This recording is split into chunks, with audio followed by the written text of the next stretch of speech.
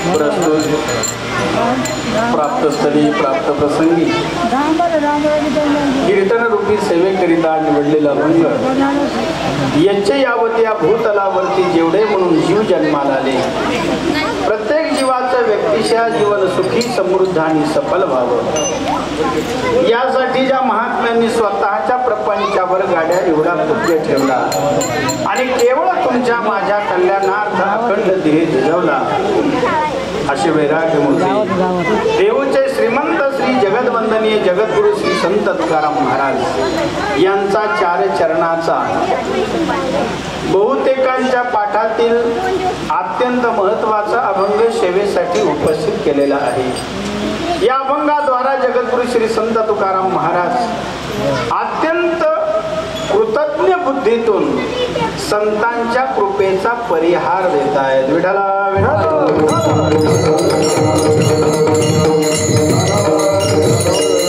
अभंगावर काही बोलण्यापूर्वी दोन शब्दाचा परिहार देणं अतिशय अगत्याचा असतो।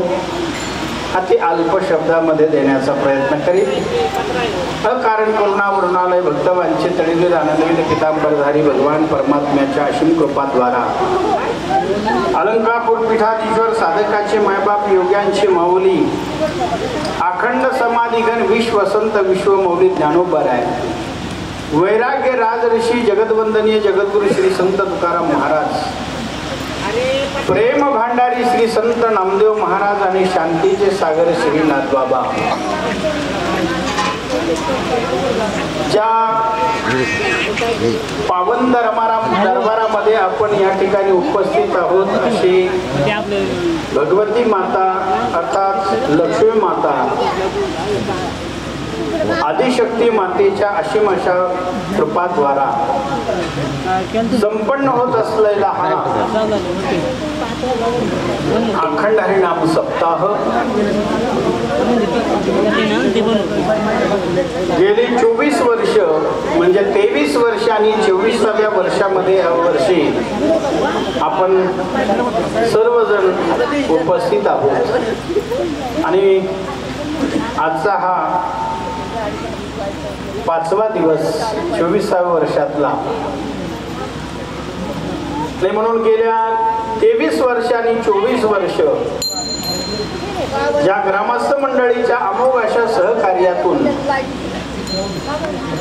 योग्य अशा संयोजकांच्या अथक अशा परिश्रमातून भाविकांच्या अत्यंत अशा प्रकारच्या सहकार्यातून तुम्हा सर्व निष्ठावान भक्तांच्या उपस्थितीमध्ये माता भगिनी आणि आपण विविध क्षेत्रातील मान्यवर मंडळी आपल्या सर्वांच्या उपस्थितीमध्ये साईडला उभे असलेले आमची सर्व वारकरी संप्रदायातील पुढे वारकरी संप्रदायाचं भविष्य म्हणून ज्यांच्याकडे पाहिलं जातं अशी आमची सर्व ही बाळगोपाळ टाळकरी मंडळी महाराज मंडळी आपल्या परिसरातील सर्व ही गुणी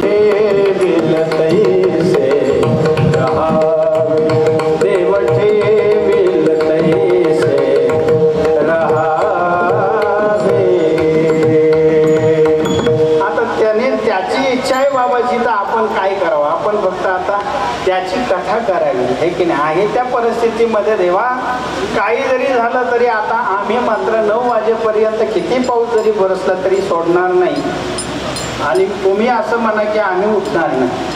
कबूल आहे, मंजूर आहे का? नाही तर आता जे विठ्ठल काही होऊ द्या, वरून पत्र योगायोग चांगला आहे की नाही। हे दिवस नाही तसे, पावसाचे दिवस नाही, परंतु पत्रा तुम्ही टाकून ठेवला त्याचा आज चीज झालं, जाऊ द्या। तुम्ही खर्च केला ज्यांनी पुढचा दूरदर्शीपणा ठेवला तुमच्या गावातल्या मंडळींनी आणि हा पत्रा ठोकला ना, खरं सांगू का तुमच्यासाठी तुम्ही एकदा टाळ्या वाजवा। हा खर्च आपला वसूल झाला, आपल्याला कमीत कमी नाही तर आता जर मंडप असता तर कीर्तन आपल्याला त्या क्षणी बंद करावं लागलं असतं, पण काही असं आज त्या परिस्थितीमध्ये वरून पाणी नाही पडत त्याचा आपल्याला समाधान आहे, आपण बसू शकतो, म्हणजे आपला खर्च आज वसूल झाला आहे की नाही। म्हणून हे दूरदर्शीपणा तुमच्याकडे आहे, खूप मोठी सेवा आहे। पुढच्या वर्षीचा मोठा आहे की नाही आपलं 2 तप पूर्ण होणार आहे की नाही, रोपे महोत्सव मोठा साजरा आपल्या इथे होणार आहे। बरं झालं या वर्षी, पुढच्या वर्षी नंबर लागतो न लागतो पण या वर्षी लागला हे बरं झालं आहे की नाही। जगत आहे 9 वाजता थांबू आपण. तुकोबाराई अभंगातून अत्यंत अशा प्रकारचे संतांच्या बद्दलचे अत्यंत कृतज्ञ बुद्धीतून बरं का संतांच्या कृपेचा परिहार देतात. मी आपल्याला बोललो कारण असं आहे की या जगामध्ये जो जो मनुष्य आपलं जीवन व्यतीत करणारा आहे ना त्या प्रत्येक व्यक्तीच्या जीवनामध्ये आपापल्या क्षेत्रातलं काही ध्येय असतं. मग ते कुठल्याही क्षेत्रातलं असू द्या, राजकीय असू द्या, धार्मिक असू द्या, शेतकरी असू द्या, विविध प्रकारचे क्षेत्र आहेत. त्याच्यामध्ये डॉक्टर असतील, इंजिनियर असतील, आदी करून कारखानदार असतील, कुठलंही क्षेत्र घ्या. कुठल्याही क्षेत्रामध्ये जी जी माणसं ज्याच्या त्याच्या क्षेत्रामध्ये आपलं आयुष्य बरं का घालवतात त्या प्रत्येक व्यक्तीला गल्लीपासून ते दिल्लीपर्यंतचा कोणी असू द्या त्या प्रत्येक व्यक्तीची एक भावना नक्की असते. ती कुठली? मी माझ्या ज्या क्षेत्रामध्ये माझं जीवन व्यतीत करतोय अमूल्य अशा प्रकारच्या किमतीचा एक ना एक क्षण मी त्या क्षेत्रासाठी माझ्या जीवनातला खर्च करतोय. बर का किती अमूल्य किमतीचा एक एक क्षण आहे. तुकोबारा बोलले मेरू तुल्य पृथ्वी दिधल्या सुवर्णा न मिळे क्षण नर देहाचा. तुकोबारा बोलले मेरू तुल्य पृथ्वी दिधल्या सुवर्ण.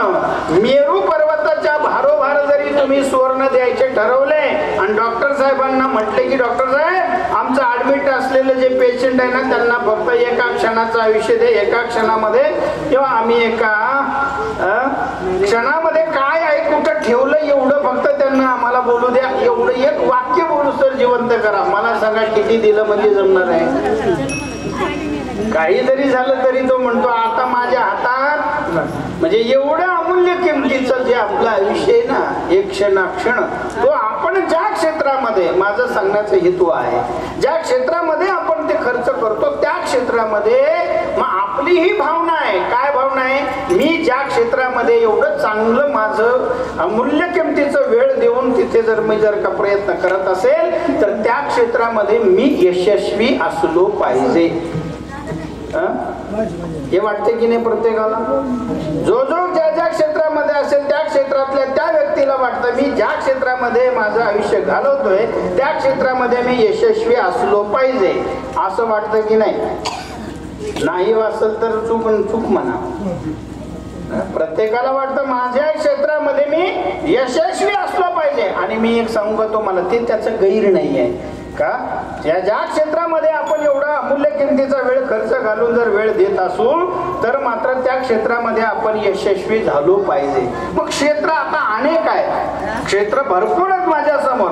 त्या सगळ्या क्षेत्राचा मला विचार करता येणार नाही. पण एक सांगू का, क्षेत्र कुठलेही असू द्या त्या क्षेत्रामध्ये आपण बरं का आपलं वेळ देऊन आपण काम करत असू ना तर त्या क्षेत्रामध्ये आपल्याला यशस्वी व्हायचं असेल तर त्याच्यासाठी आपल्याकडे त्या क्षेत्रातलं भांडवल असणे हे आवश्यक असतं.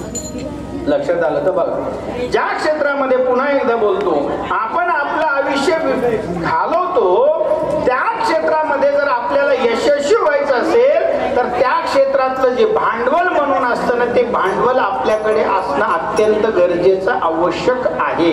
हे तर आपल्याला मान्य करावं लागेल. कारण क्षेत्र भरपूर आहेत. माझ्या वेळेच्या आणि माझ्या बुद्धीच्या पलीकडचे सगळे क्षेत्र आहेत. पण दोन क्षेत्राचा विचार थोडासा करण्याचा प्रयत्न करू वेळेमध्ये. एक आहे परमार्थाचं क्षेत्र आणि दुसरं त्याला म्हणतात प्रपंचाचं क्षेत्र. मग प्रपंचाच्या क्षेत्रामध्ये यशस्वी व्हायला काय लागतं आणि परमार्थाच्या क्षेत्रामध्ये यशस्वी व्हायला काय लागतं हे दोन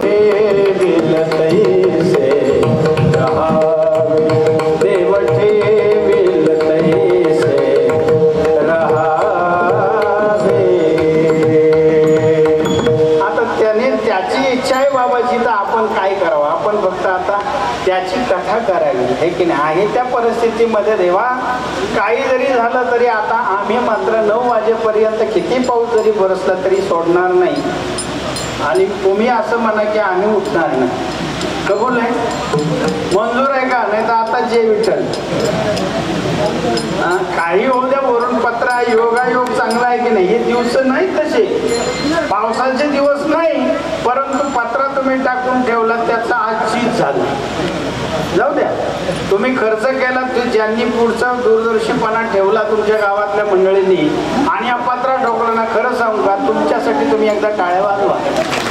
हा खर्च आपला वसूल झाला. आपल्याला कमीत कमी नाही तर आता जर मंडप असता तर कीर्तन आपल्याला त्या क्षणी बंद करावं लागलं असतं. पण काही असणार त्या परिस्थितीमध्ये वरून पाणी नाही पडत त्याचं आपल्याला समाधान आहे, आपण बसू शकतो. म्हणजे आपला खर्च आज वसूल झाला आहे की नाही. म्हणून हे दूरदर्शीपणा तुमच्याकडे आहे, खूप मोठी सेवा आहे. पुढच्या वर्षीचा मोठा आहे की नाही आपलं 2 तप पूर्ण होणार आहे की नाही. रोपे महोत्सव मोठा साजरा आपल्या इथे होणार आहे. बरं झालं या वर्षी, पुढच्या वर्षी नंबर लागतो न लागतो पण या वर्षी लागला हे बरं झालं आहे की नाही. जगद्गुरु श्री संत तुकाराम महाराजांचा अभंग घेतलेला आहे. 9 वाजता थांबू आपण.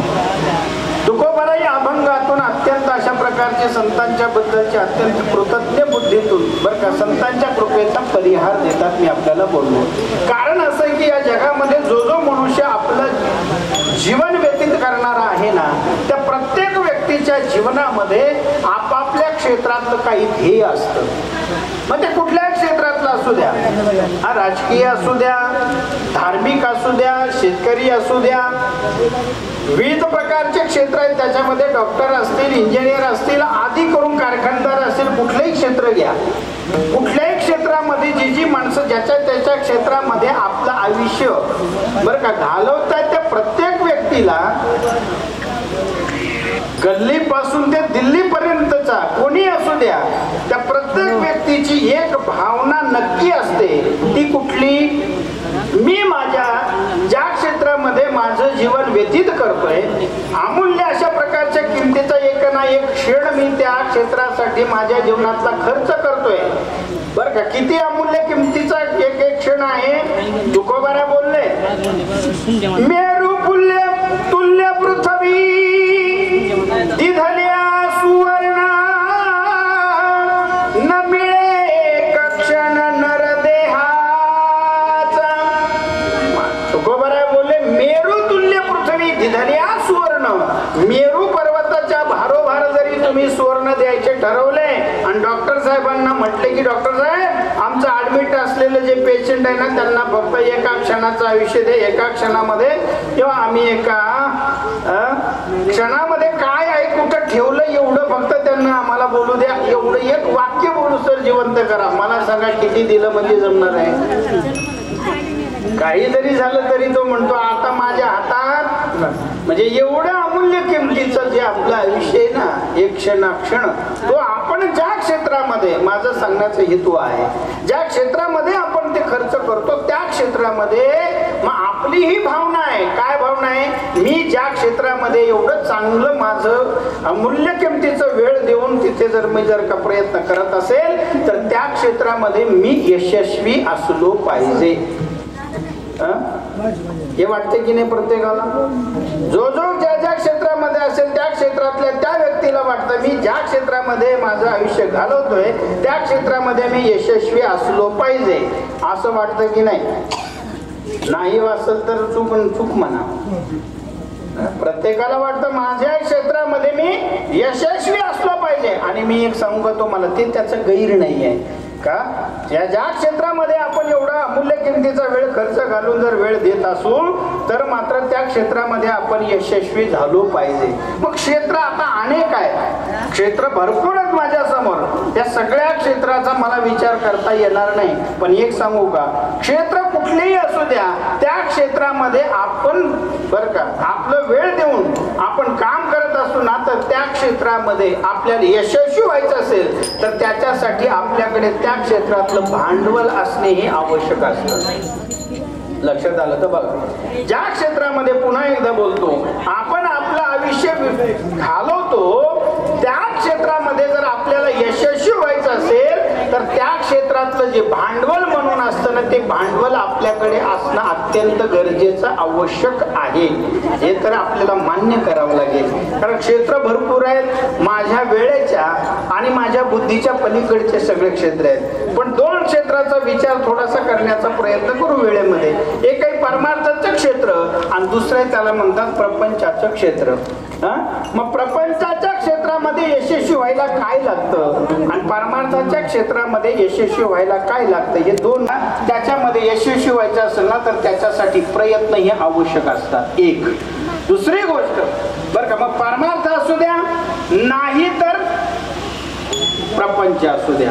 अहो प्रपंचाबद्दल तर विश्वमाऊली ज्ञानोबरायांनी बोलत असताना हरिपाठातच बोलले. तुम्हाला जर प्रपंच यशस्वी व्हायचं असं वाटत असेल तर काय करावं लागेल? सायासे करीसी प्रपंच दिनाने, सायासे करीसी प्रपंच दिनाने,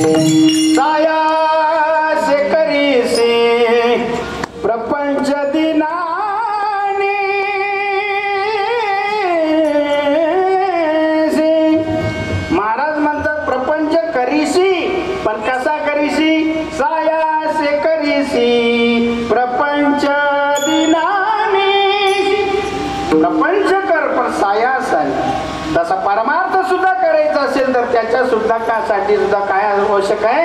प्रयत्न आवश्यक आहे. ऐका ना, तुकोबाराय बोलले की नाही, आम्हाला जो भगवान परमात्मा आम्हाला प्राप्त झाला त्याच्यासाठी आम्ही काय केले?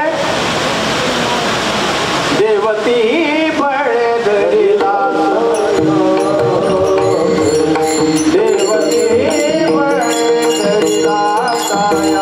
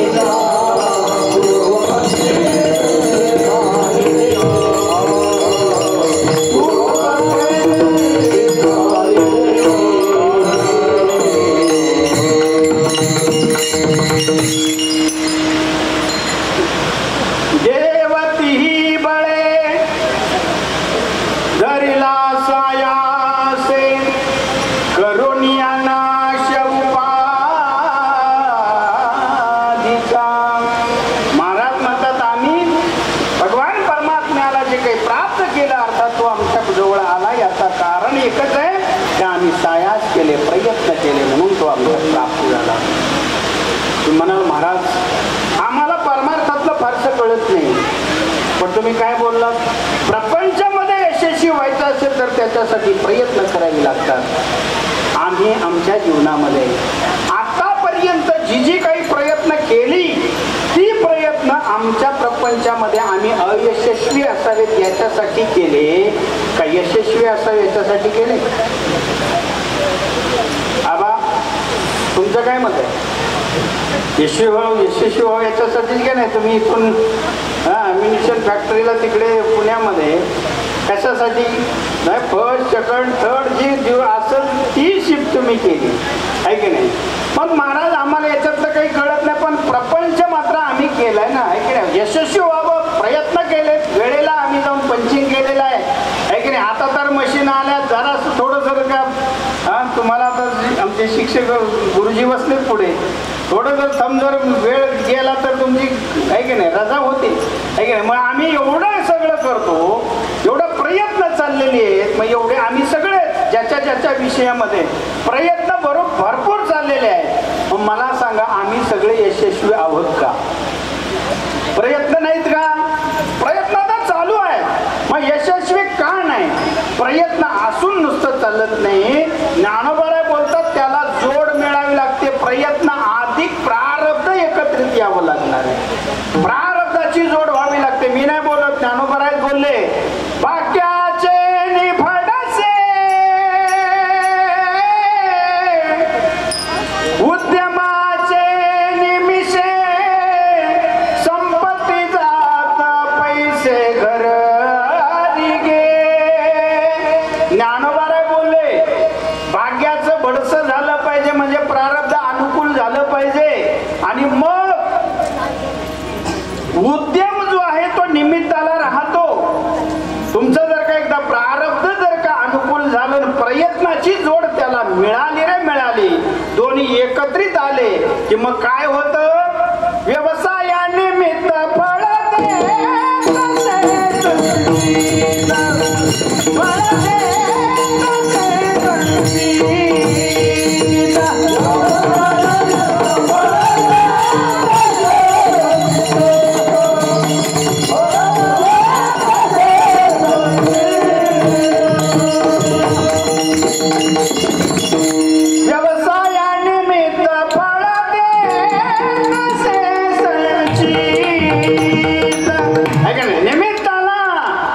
व्यवसाय हा निमित्त राहतो. मग म्हणून तर माणसं म्हणतात का हो हे 20 वर्षापूर्वी 10 वर्षापूर्वी आमच्या गावात आले काही नव्हतं हो उगा आपलं काहीतरी करत होतं पण आज जर पाहिलं तर बंगला गाडी 2-4 गाड्या सगळं वैभव आज त्याच्याकडे पाहावं तर आज काय काय त्याच्याकडे आहे की नाही?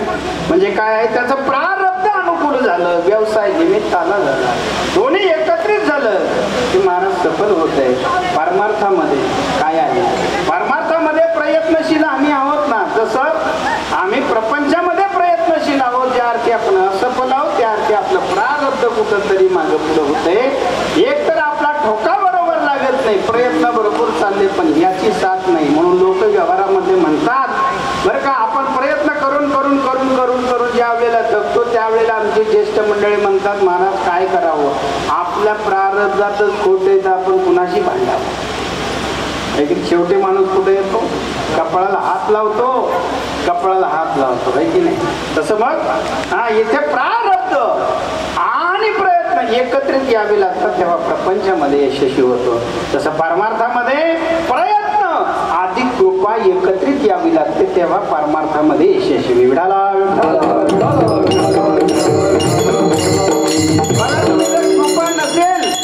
कृपा नसेल तर काय होतं? मी तुम्हाला छोट्याने मोठ्याचं उदाहरण सांगतो. भगवान परमात्मा काल्याच्या कीर्तनामध्ये तुम्ही भरपूर ऐकलं असेल. भगवान परमात्मा खोड्या करतात आणि खोड्या केल्यानंतर मग तिथल्या गवळणी ज्या आहेत गोकुळातल्या त्या यशोदा मैयाकडे येतात आणि गाराने सांगतात. बरोबर आहे की? गाराने सांगतात. यशोदा माई भगवान श्रीकृष्णाला म्हणते बाळा खोड्या नको करू माझे बाबा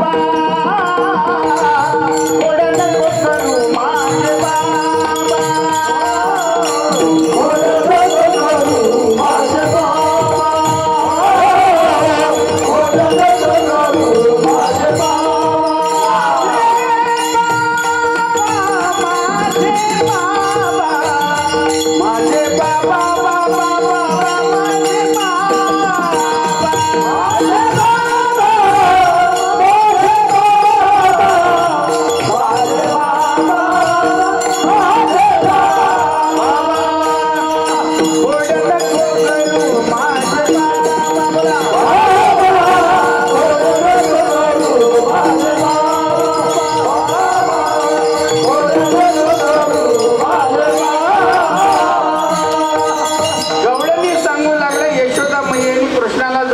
वडिलांनी सांगितलं बाळा घोड्या करू नको. भागवतामध्ये आले म्हणून सांगतो तुम्हाला, श्लोक आला या संदर्भात. बाळा घोड्या करू नको. पण बाळ काय मला थोडं नटखटच होतं, बाळ काय ऐकत नाही. मग यशोदा माईला पुन्हा घोड्या ज्या वेळेला सांगितल्या तेव्हा कृष्णाला एका हाताला धरलं. मग सांगितलं बाळा कृष्णा आता जर का तू जर कुणाच्या घरी घोडी केली, जर मला जर ऐकायला आली तर माझ्याशी गाठ या खांबाला बांधेन. ताकीद दिली. मी म्हणतो का हा सांगू तुम्हाला पुरावा.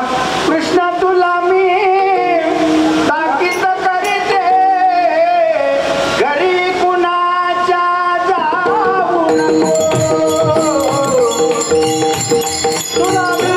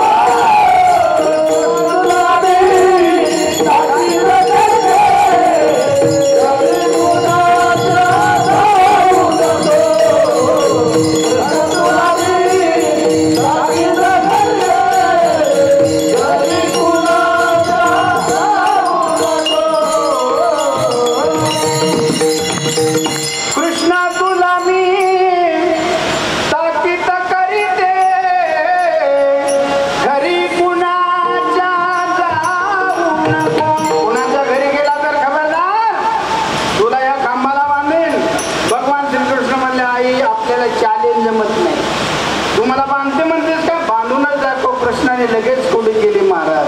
लगेच गवळणी दुसऱ्या दिवशी बॉम्ब ठोके. महाराज यशोदा माईची तळपायाच्या मस्तकाला गेली. भगवान परमात्म्याला पकडलं.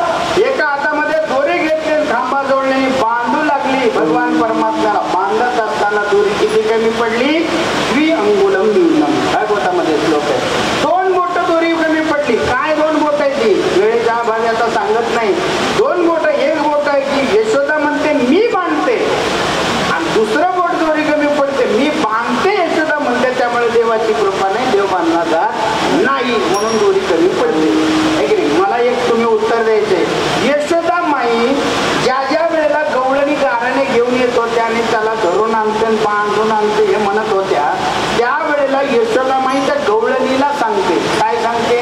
गवळणीनो हा धरता येणार नाही, याला बांधू शकणार नाही तुम्ही. का बरं बांधू शकणार नाही? यशोदा माईचं उत्तर आहे हा ब्रह्मविद्येचा जनिता तुम्ही याची धरू पाहता हा कैसा येईल हाता गे गोकुळच्या नारी. नाताला येणार आहे का?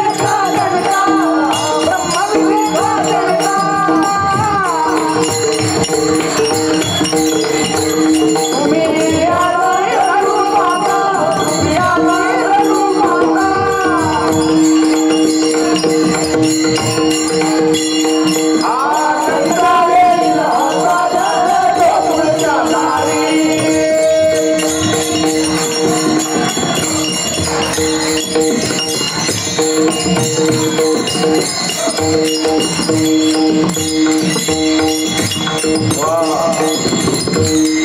परिस्थितीत तुला तुम्ही म्हणण्याचा टाळी होत्या तुमच्याकडे.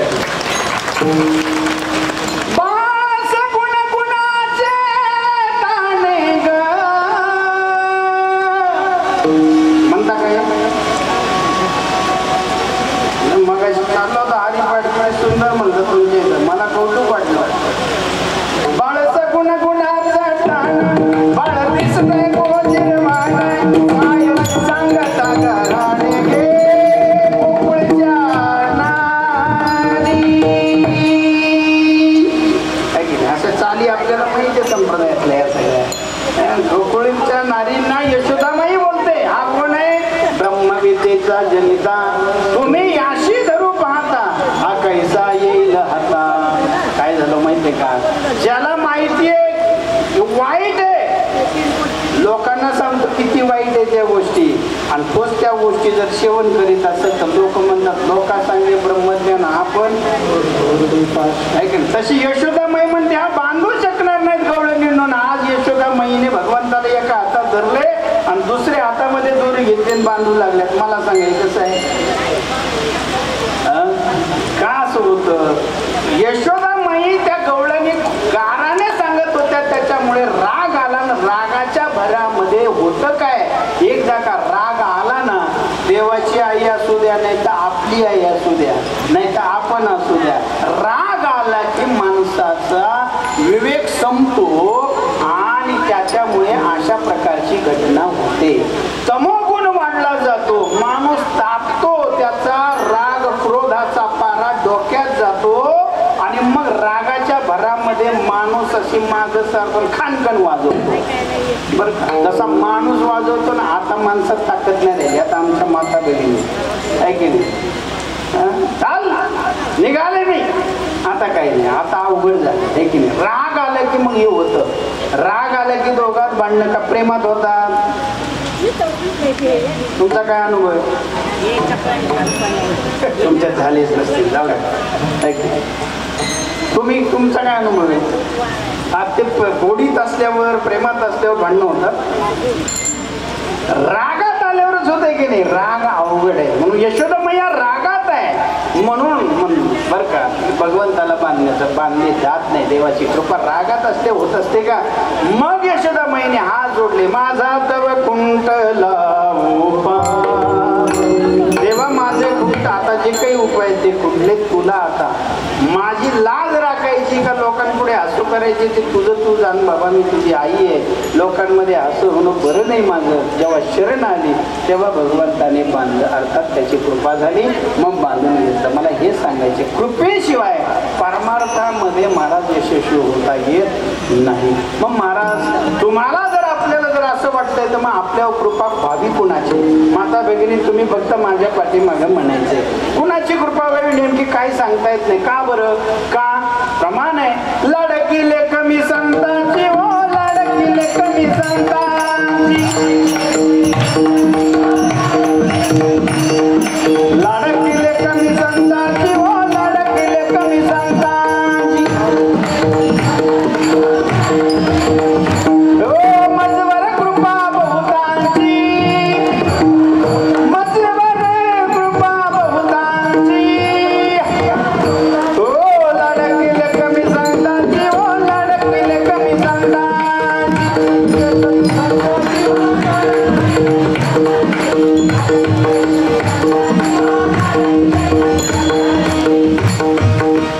किती सुंदर म्हणतात की नाही.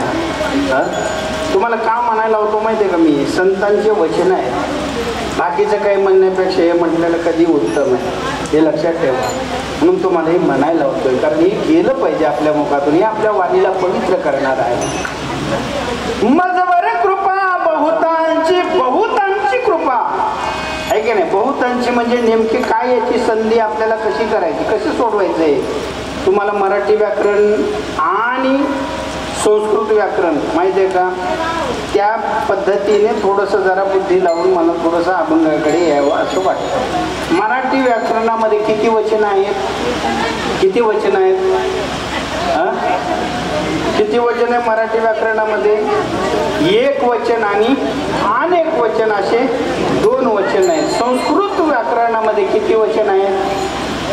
एक वचन, द्विवचन आणि बहुवचन, अनेक वचन असे तीन वचन येतात बरं कसं. आणि म्हणून या तीन पद्धतीने मला वाटतं इथे जावं का तुमच्या माझ्यावरती कृपा करून भगवत प्राप्तीपर्यंत नेण्याचं सामर्थ्य या जगामध्ये तिघांमध्ये आहे. ते पहिल्या नंबरला एक आहे, त्याला म्हणतात वेद. दुसऱ्या नंबरला आहे त्याला म्हणतात भगवंत. आणि तिसऱ्या नंबरला आहे त्यांना म्हणतात संत. मग त्या तिन्ही पद्धतीने पाहिजे. पहिलं तुम्हाला सांगतो वेद. वेदालाही तळमळ आहे.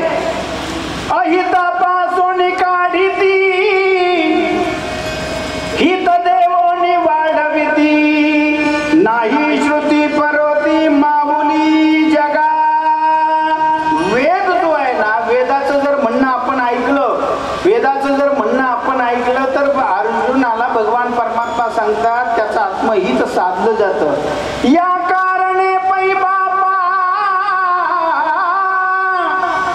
जयाथिया मुली कृपा तेने वेदाची निरोपानन किजे. वेदाचा निरोप ज्याला आपली आत्महित साधून घ्यायचे त्याने बरं का वेदाने सांगितलेलं ऐकलं पाहिजे. पण वेद सांगतो कोणाला? वेदाकडे सगळे आई आहे बाप आहे सगळं आहे. पण ज्ञानोबर आहे बोलतात वेद संपन्न बहुठाई परिकृपणू ऐसा नाही तो कानी लागला तीही वर्णाच्या. ब्राह्मण क्षत्रिय आणि वैश्य या तिघांनाच वेद भक्त जवळ घेतो. श्री शूद्राशिया बोला धरिला तेने. महाराज म्हणतात खूप संपन्न आहे पण एक तर ही त्याच्याकडे विषमता आणि दुसरी गोष्ट त्याच्याकडे आहे तो कृपण आहे. कृपण म्हणजे कोण? कंजूस. कंजूस कळला का? नाही कळला. चिकट नाही कळला. गुरुवारी वैद्य बाबा सांगायचे आमचे, जेवायला बसला ना आणि योगायोगाने तूप वाढलं आणि त्याच्यात जर माशी पडली तर त्याला तो मोह सहन होत नाही. किती तूप व्हायला जाईल त्याला वाटतं. मग काय करतो तो? माशी अशी दोन बोटामध्ये धरतो आणि तिच्याकडे पाहतो, म्हणतो किती तूप व्हायला चाललं बाबा बाबा हे अवघड झालं. मग त्याला त्याचा मोह निर्माण होतो आणि तो काय करतो? याला म्हणतात मक्खी चूस, याला म्हणतात कंजूस. ते सांगायचं मक्खी चूस. आता असा जर कितीही श्रीमंत असला आणि किती मोठा सप्ताह जरी तुम्ही भरवला आणि त्याच्याकडे जर का तुम्ही मागायला गेले तर ते 51 रुपयाची पावती पाडते. कारण कंजूस सगळं आहे तसा हा संपन्न आहे, सगळं आहे पण कंजूस आहे ना. महाराज म्हटले कंजूस आहे एक तर, आणि दुसरी गोष्ट श्री शूद्र हा भेद आहे, त्याच्याकडे जातीपातीचा भेद आहे म्हणून तो आपल्या कामाचा नाही. मग याच्यापेक्षा पुढे ज्याची कृपा आहे त्याला म्हणतात भगवंत. त्याला आई बाप म्हणतात की नाही? बाप आणि आई माझी विठ्ठल रखुमाई, माझी विठ्ठल रखुमाई, माझी विठ्ठल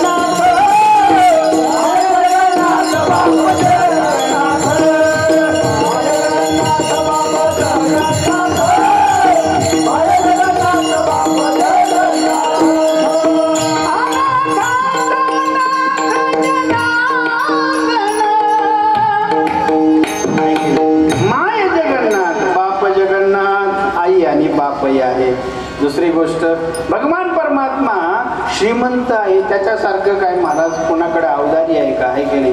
हा श्रीमंत किती आहे भगवान परमात्मा? ऐका यशस्वी अवधार्य.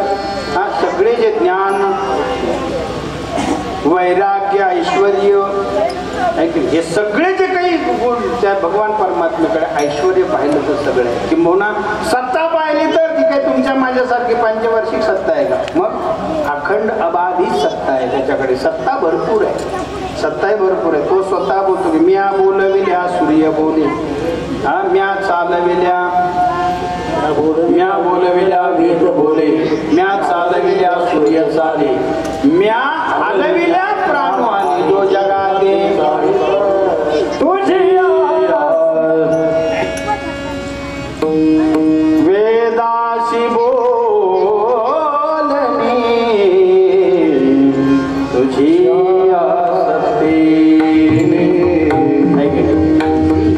सूर्याशी चालणे तुझिया बळे ऐसा ब्रह्मांडाचा ऐसा सगळं ऐश्वर आहे. बरं, जातीपातीचा विचार तो करत नाही, जातीपातीचा भेद त्याच्याकडे नाही आहे की नाही. तो सगळ्यांना जवळ घेतो. शबरी सारखीचे उदाहरण माहिती आहे आपल्याला. राक्षस कुळामध्ये भक्त प्रल्हाद जन्माला आला, पण त्याच्यासाठी स्वतंत्र अवतार घेतला आहे की नाही. म्हणजे कुळाचा याचा त्याच्याकडे प्रत्येक कुळामध्ये संत झाला आहे की नाही, प्रत्येकाला. म्हणजे त्याच्याकडे जातीपातीचा भेद नाही, फक्त एक भेद आहे त्याच्याकडे. सगळं आहे पण तो एक पाहतो. अंतरीची घेतो गोडी बाय जोडी भावाची, भाव पाहतो भाव देव करणे भाव तस्मात्. भगवान परमात्मा भक्ती भाव पाहतो. म्हणून तर म्हटलं की नाही, उच्च नीच काही नेणे भगवंत दिसते भाव भक्ती देखुनिया. म्हणून हे बघा, विदुरा घरच्या भक्षुनी कन्या परमानंदे झाला मनमोहन, मुरलीवाला नंदाचा आलबेला, ओ नंदाचा आलबे. त्याच्याकडे जातपात नाही, श्रीमंत आहे भाऊ, त्याला देवाही वाटतं का बहु आहे करुणावंत, करुणावान आहे. तुका म्हणे हात कृपेचा खूप प्रमाण आहे देवाच्या बद्दलची. अर्थात मग तरी सुद्धा एक आट असल्यामुळे संत म्हटले याची कृपा सगळ्यावर होईनच असं वाटत नाही. कारण सगळीच काही माणसं मंडपामध्ये येत नाहीत, सगळीच माणसं काही सहकार्य करत नाहीत, सगळीच काही येत नाहीत ना. म्हणून ज्याचा भावही नाही आहे की नाही, तो म्हणतो जाऊ दे ते देवपूजा वगैरे सप्ते बिप्ते हे सगळं रिकाम्या लोकांची काम आहेत, आपलं काम दुसरे. हा, पण आमचे संत महाराज सगळे कृपाळू असे आहेत ना. महाराज किती कृपाळू आहेत. ते आशे जरी असले तरी त्यांना सुद्धा जे खळांची व्यंकटी सांडू तया सत्कर्मी रती वाढू होता परस्परे पडो. आणि म्हणून तर हे कशाचाच विचार करत नाहीत. न पाहे आती कुळाचा विचार,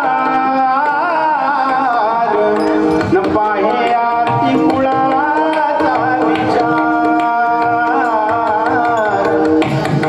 कुळाचा विचार करत नाही. दुसरं बलतिया भावे शरण जात भेटी, हो पाणी तसे तुटी जन्मव्याधी, न पाहे कुळाचा विचार, न पाहे आती कुळाचा विचार. अशा पद्धतीचे जे काही आहे ना सगळं संत, तुम्ही संत मायबाप कृपावंत, ते मायबाप आहेत, कृपावंत आहेत आणि सगळं आहे. संत उदार उदार भरले अनंत भांडार त्यांच्याकडे बरं का. म्हणून कुठलीही विषमता ज्या संतांकडे नाही त्यांची कृपा जर या जगावर झाली तर प्रत्येकाचा परमार्थ सफल होतो. महाराज त्यांची कृपा झाली म्हणजे नेमकं होतं काय. अर्धा तास तसा माझा हक्काचा आहे, पण या पावसामुळे 15 मिनिटात मोकळं करतो तुम्हाला. त्यांची कृपा झाली तर माणसाच्या जीवनामध्ये काय बदल होतो महाराज सांगू तुम्हाला. संतांची कृपा झाली परमार्थ करण्याचा संकल्प होतो. एक, संतांची कृपा झाली जीवन योग्य साधनेवर आवड होतं. दोन, आणि संतांची कृपा झाली तर जीवन साध्यापर्यंत जाऊन पोहोचतं. तीन, शास्त्रीय भाषेत सांगू, संतांची संकल्प कृपा, संतांची साधन कृपा आणि संतांची साध्य कृपा जीवावर जर झाली तर मग काय होतं? काय होतं? संकल्प काय होतो तुमच्या जीवनामध्ये जर त्यांची कृपा झाली तर काय संकल्प होणार आहे सांगू तुम्हाला. ऐका, आठवतं का तुम्हाला प्रमाण? वैसता संताचे संगती कळो आले कमळापती आपुले कोणी चढणावती निश्चय चित्ती दृढ झाला. काय अन्वय करायचा याचा? हे कमळापती संताचे संगती बैसता आपुले कोणीच नवती हे कळो आले. कोण कोण आपले नाही? धनदारा पुत्र जन बंधू सोय रे पिशूळ सर्व मिथ्या हे जाणून शरणरी देवा. मला दृष्टांत खूप देता येतील पण आता तेवढा वेळ माझ्या हातात राहिलेला नाही आणि परिस्थिती तेवढं सगळं घोटून तुम्हाला सांगण्याची राहिलेली नाही.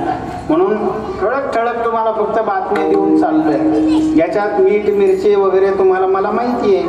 आम्ही एवढे दिवस अभ्यास करतोय, आम्हाला काही कळणार तर तुम्हाला काय कळणार आहे? तुम्हाला फक्त जे तुमच्यातलंच पाहिजे, सासू सासऱ्याचं, जावयाचं, पोरीचं, आहे की नाही, जे काही जगात चाललं तेच. म्हणून माणसं अशा तिकडं अशा बाया. आता तर तुम्हाला सांगतो TV पुढं काम दिवसभर करतात पण मालिका मात्र चुकवत नाही. अवघड आहे की नाही? काही नसतं त्याच्यामध्ये, काही नाही आहे त्याच्यामध्ये. तुमचा वेळ व्हायला जातो, बुद्धी तुमची सगळी खलास व्हायला लागली. एवढं लक्षात ठेवा. ते पाहणं म्हणजे तुमच्या बुद्धीचा ताबा कोणीतरी घेणं आहे, हे लक्षात ठेवा. तिकडून ते किती पाहिलं, किती त्याच्यातलं तुम्ही काही वेळ घातला ना, तुम्हाला सांगतो त्याच्यातलं कवडीचं तुम्हाला त्याच्यातलं काही उपयोगाला येणार नाही. पण घरी आला तर 2 ज्ञानेश्वरीच्या ओव्या जर दररोज वाचण्याचा नियम केला ना तर कदाचित मला तुम्हाला सांगतो आपल्या बरोबर महाराज ते केलेलं तुम्हाला सांगतो कणाचं 2 ओव्याचं पुण्य सुद्धा 1 कणभर सुद्धा व्हायला जाणार नाही. हे मात्र लिहून ठेवा. म्हणून जे तुमच्या माझ्या बरोबर येणार आहे ते परमार्थातलं येणार आहे. या टिव्याचं बिव्याचं ही काही बरोबर येणार नाही, एवढं लक्षात ठेवा. हा संकल्प होतो. आपल्याला माहिती आहे या जगामध्ये आपलं कोणीच नाही हे सांगून सांगून आमच्यासारखे थकले. नवे नवे तुकोबराय ज्ञानोबरायांनी हे प्रमाण लिहिले आणि म्हणून काही लोकांच्या वरती तो परिणाम होतो आणि त्यांचं जीवन भगवान परमात्म्याच्या सन्मुख जायला निघतं. अर्थात त्यांचा संकल्प होतो की एवढा दिवस आम्ही हा प्रपंच केला, परंतु याच्यामध्ये पाहिलं तर रावणासारख्या पासून इतिहास जर पाहिले तर कोणाच्याही सुद्धा तुका म्हणे ज्याची संपदा एवढी सांगा ते कवडी गेली नाही. हा बोध होतो. ते संतांचे वचन आपल्याला जाग करतात आणि मग मनुष्य बर का अंतरंगाकडे जाण्याचा प्रयत्न करतो. अर्थात पारमार्थिक मार्गावर त्याचं जीवन मग संत विचारामुळे बर का प्रारंभ होतं आणि मग त्यांची जर कृपा झाली तर योग्य दिशेला चिटकून राहतं. बर का? नाही तर कित्येक जणांनी महाराज घातल्या माळी पण पुन्हा त्यांच्या कुठं गेल्या अजून आपल्याला तपास लागला का? कुणाचं तरी ऐकलं तेवढ्या पुरतं स्मशान वैराग्य झालं. माळ घातली पण पुन्हा येऊन येणार कोण? जेव्हा पार्ट्या चालू झाल्या आणि फुकटचं जेव्हा मिळायला लागलं माणसं महाराज त्याच्यामध्ये आहे की नाही मग वाहवली आणि आपला चांगल्या मार्गाला जीवन आपलं चालू प्रारंभ झालेलं पण महाराज त्या संगतीत गेल्यामुळं डाव्यावर मग आता काय काय करू लागलं. विडाला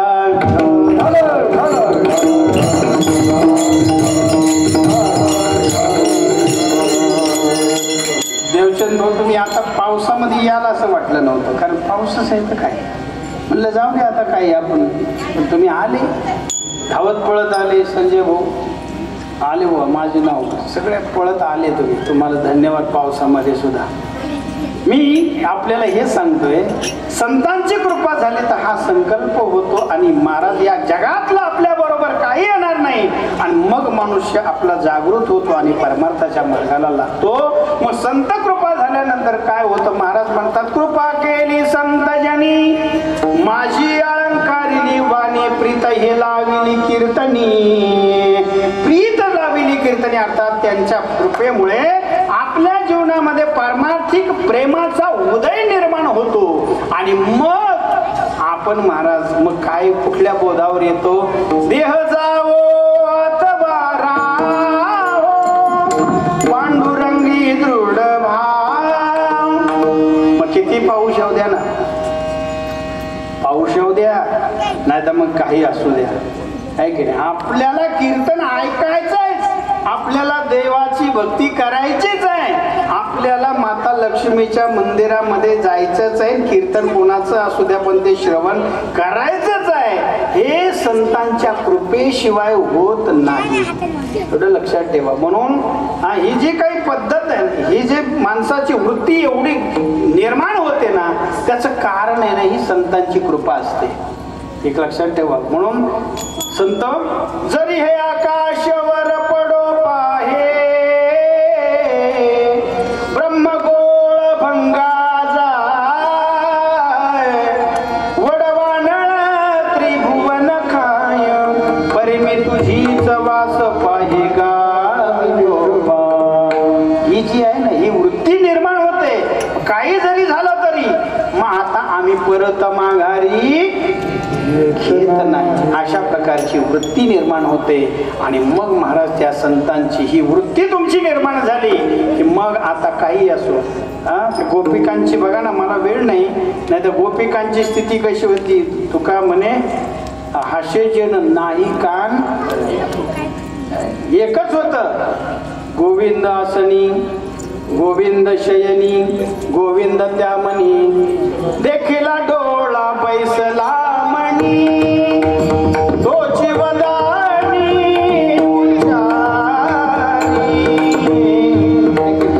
एवढंच होत. बाकीचं कोण लोक काय म्हणतात ते आम्हाला माहित नाही. पग घुंगरू बांध मिराणाची रे पग घुंगरू. किती सुंदर आहे, किती सुंदर आहे. महाराज एका राजाची मुलगी आहे, परंतु भगवान परमात्म्याच्या भक्तीशी तिचं नातं एवढं घट्ट झालं. आणि मग महाराज लोक म्हणू लागले, बाप म्हणू लागला की हे आता काय आहे. लोक म्हणले, बाप म्हणतो कुलनाशी, लोक म्हणतात भैरे बावरी. विष का प्याला राजाजीने भेजा पीवत मिरा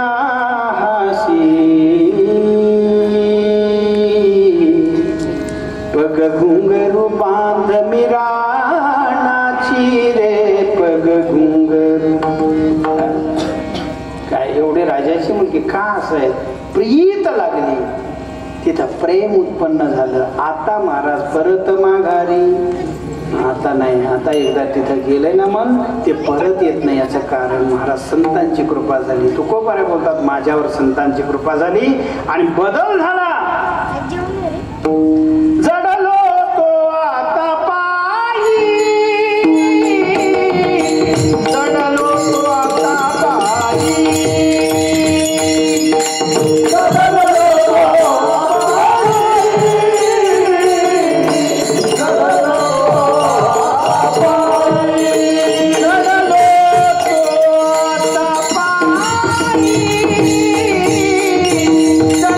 तो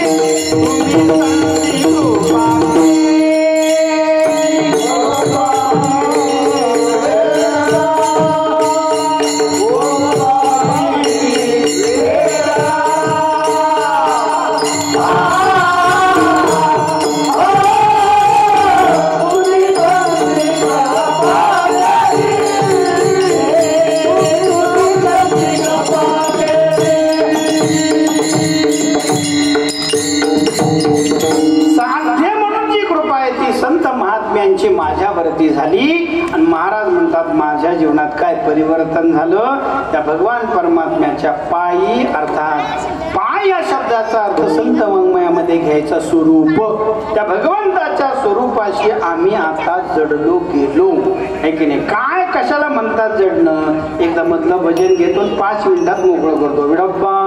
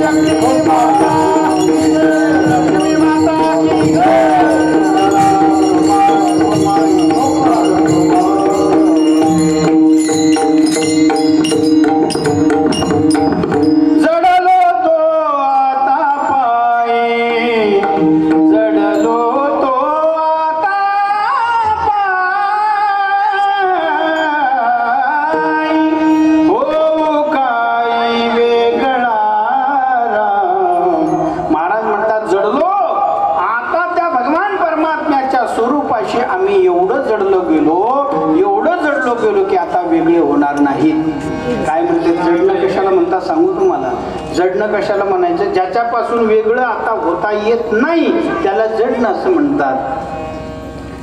ज्या ज्या विषयामध्ये आपलं जीवन जडलं असेल ना तिथून माघारी येत नसेल ना अर्थात समजायचं तिथं आपलं जीवन जडलं गेलेलं आहे.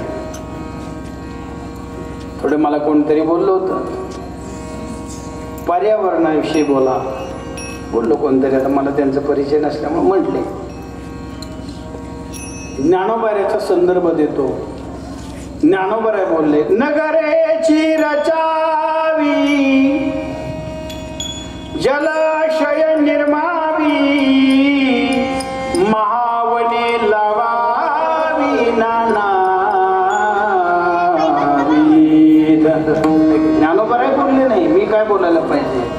ज्ञानोबाराय बोलले अनेक प्रकारची नानाविध प्रकारची झाडं लावली पाहिजेत. अनेक पुढे भीषण अशा प्रकारचे दुष्काळ पाऊस कमी होणार आहे त्याच्यासाठी जलसाठे निर्माण केले पाहिजेत. ज्ञानोबारायांनी 750 वर्षापूर्वी सांगून ठेवले ह्या गोष्टी.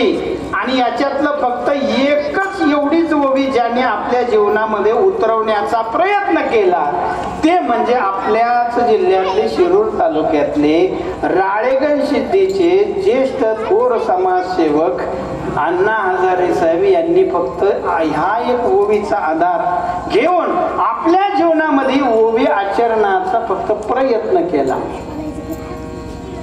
बरं का. अजून ते आचरलं असं ते म्हणत नाहीत. माझा त्यांचा पूर्ण म्हणजे चांगला संबंध आहे.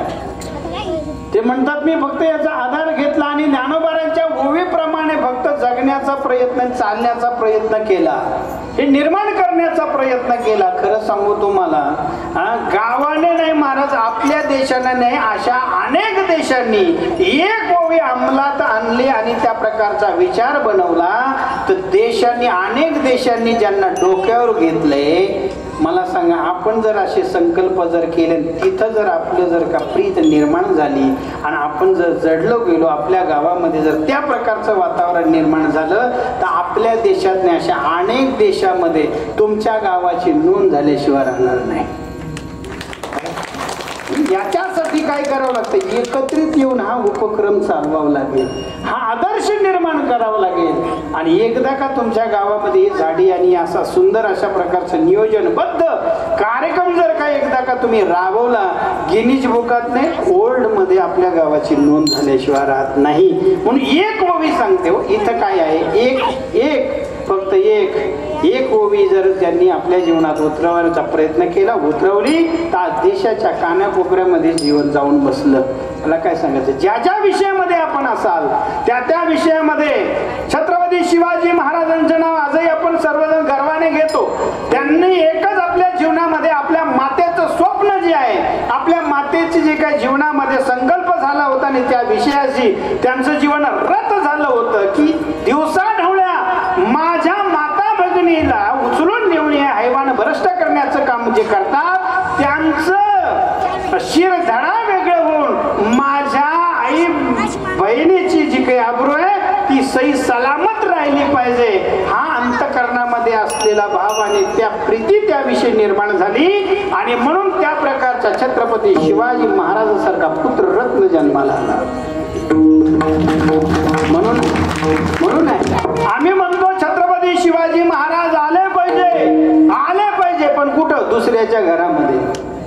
मी सांगत असतो, छत्रपती शिवाजी महाराज येण्यासाठी जिजाऊ साहेब लागतात, हे लक्षात ठेवा. म्हणून जिजाऊ साहेब मी म्हणत असतो, तुम्ही झाल्या नसत्या तर नसते झाले छत्रपती, नसते झाले छत्रपती,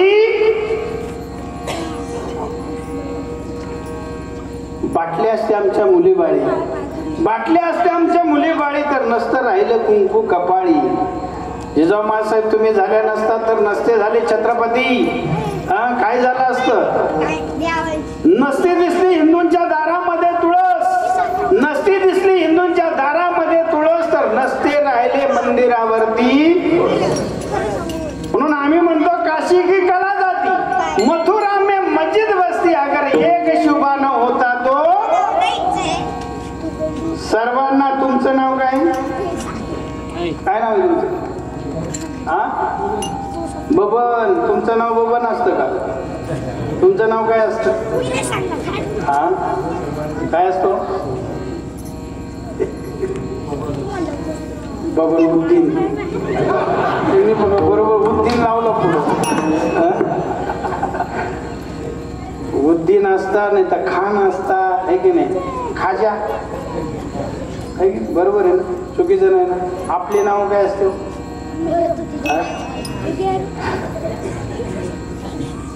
अवघड आहे की नाही? आणि आपल्याला असतं का मग श्रीराम जय जय राम, राम कृष्ण हरी जय जय राम कृष्ण हरी, ज्ञानदेव तुकाराम, ज्ञानदेव तुकाराम, श्री कृष्ण गोविंद हरे मुरारे, हे नाथ नारायण वासुदेव. हे असतं का मग? काय असतं खरं सांगा प्रामाणिकपणे? ओम नमः शिवाय, ओम नमः शिवाय, हर हर बोले नमः शिवाय. हे असतं का? मग काय असतं खरं सांगा, लवकर बोला. काय असतं? अल्लाह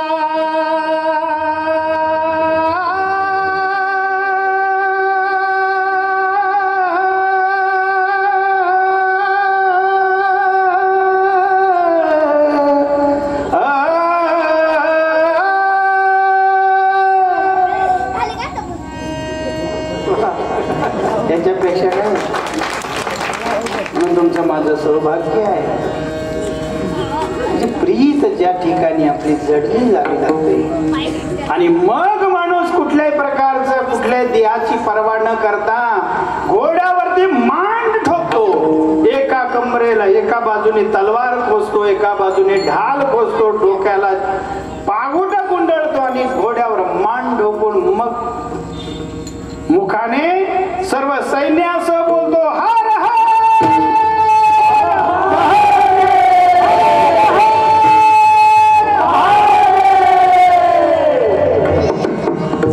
जरा तुमचं रक्त खवळू दे, जरा मांडे ते चुली घातलेले ते थोडा घाला खाली. तुमचा काही संबंधच ते खालून गार लागते का? अजिबात नाही. आता आता अजिबात सोडत नाही तुम्हाला 9:30 पर्यंत. मग जोमात दौडतात. मग मग मग म्हणतात की नाही आता वीर दौडले 7. मग जोरात असते होते, नाही तर उगाच आपलं आपण बसलो घरात देवाचे हर हर महादेव अरे जमत नाही. बेंबीच्या देठापासून म्हणावं लागतं. ज्याची झाली ना अशी प्रीत जडली ना, तोच बेंबाच्या देठापासून म्हणतो हर हर.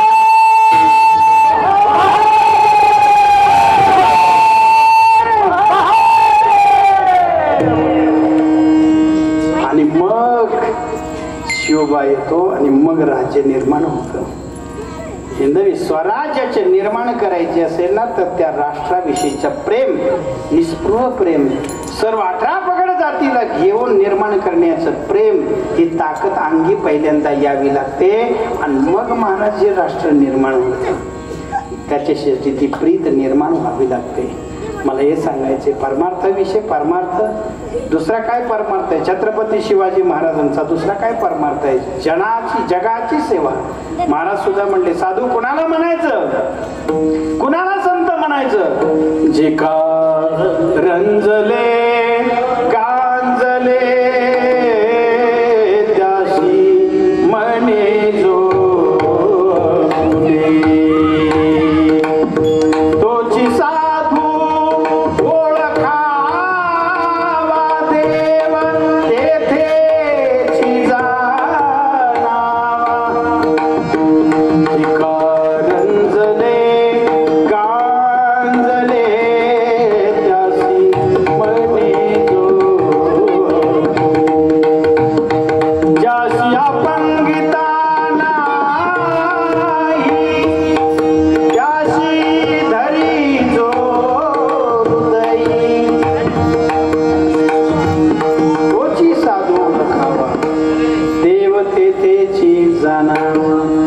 दुसरं काय आहे? अशा प्रकारचे जे काही राष्ट्र निर्माण होण्यासाठी किंबहुना परमार्थामध्ये आपलं जीवन भगवंताच्या सन्मुख जाण्यासाठी, हे सगळं घडण्यासाठी आपल्यावर कुणाची कृपा लागते? ती म्हणजे संतांची. महाराज म्हटले, माझ्या जीवनामध्ये भगवंतावरती माझे एवढं प्रेम निर्माण झालं, त्याचं कारण आहे माझ्यावर कृपा झाली संत महात्म्यांची. आणि मी झालं काय, आता ते देवाच्या सन्मुख झालो, आता वेगळं होणार नाही. का बरं? महाराज म्हणले, आता हो काय वेगळा, कारण त्या देवाशी रूपी जडले लोचना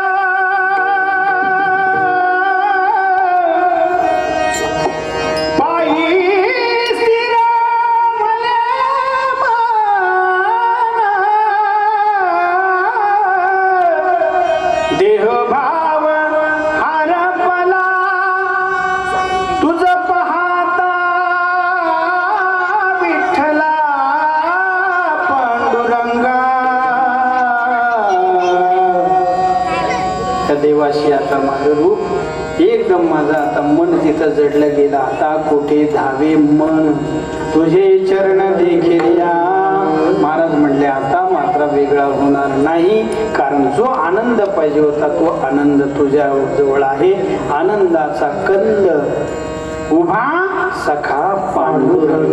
आणि त्या देवाशी त्यांचं रूप जडलं. महाराज म्हणले, आता हो काय वेगळा, ही झालं कशामुळे? तुम्ही संती कृपा केली, गंगे चाली ओघाची ज्ञानेश्वर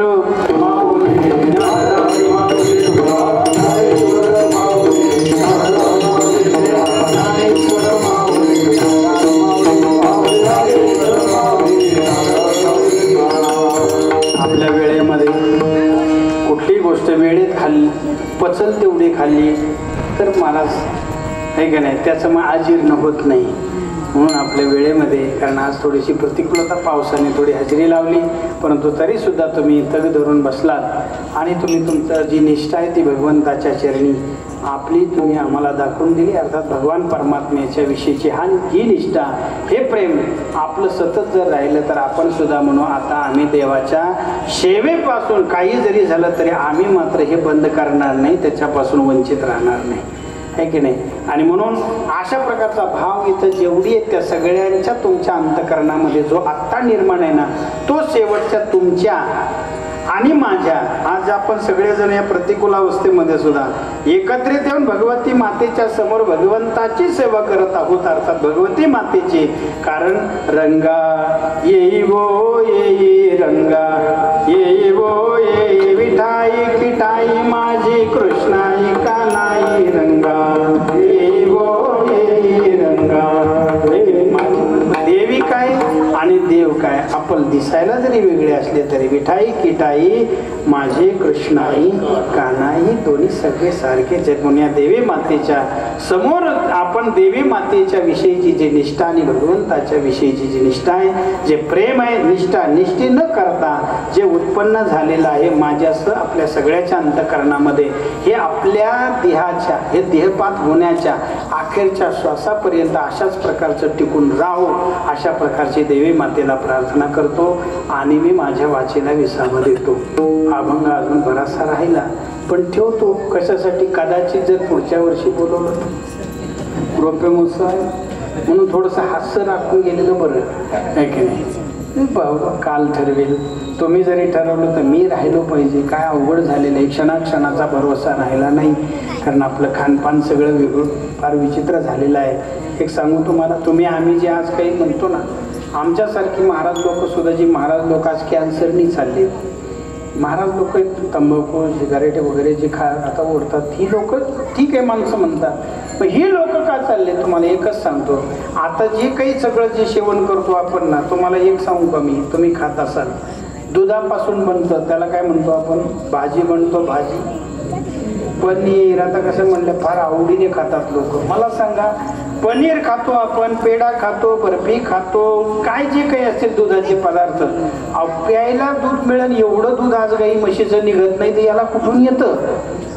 लक्षात ठेवा, हे सगळं तुम्हाला सांगतो, आम्हाला सगळे नाही रोगाला आमंत्रण देणारे आहेत. आम्ही सुद्धा ते आपण शाकाहारी म्हणून सगळं चांगलं म्हणून सेवन करतो, पण याचे दुष्परिणाम व्हायला लागलेत. म्हणून लक्षात ठेवा, सेवन करत असताना जे आपण घेतोय चांगल्या प्रकारचं सकस घेण्याचा प्रयत्न करा. ढाब्यावर जाण्याचा प्रयत्न करून तिथं जाऊन तुम्हाला वाटतं, आम्हाला वाटतं आम्ही चांगलं, पण मृत्यूला लवकर आमंत्रण देतो आपण, म्हणून तिकडं जाण्याचा टाळा. पैसे वाचतील आणि आरोग्य धोक्यात घालू नका, चांगलं राहील.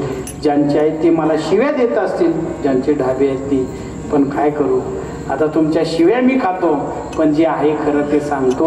अर्थात आपलं आरोग्य धोक्यात जाऊ नये याची तळमळ आहे ना, आपण जास्त काळ टिकून परमार्थ चांगला आपल्या हातून घडावा, अशा प्रकारची माझी भावना आहे. म्हणून भगवान परमात्म्याने आपल्याला दीर्घकाल आयुष्य देऊन आनंदाचं जे आयुष्य आपल्या जीवनामध्ये बहाल करो, अशा प्रकारची प्रार्थना करतो. वेळेमध्ये बोलण्याचा प्रयत्न केला तरी सुद्धा एखादा अभद्र शब्द गेला असेल, हुकचूक झाली असेल, कमी जास्त झाले असेल, आईवडिलाचं अंतःकरण करा, सोडून द्या. व्यवस्थित आहे ते माझ्या गुरुजनांचं आहे. आपल्या जीवनामध्ये स्वीकारून आपल्या जीवनामध्ये त्या प्रकारची वाटचाल करून आपण आनंदाच्या साम्राज्यावर जाऊन पोहोचा, एवढीच अंतःकरणामध्ये भावना ठेवतो आणि वाचेला विसावा देतो. विठ्ठल जय जय.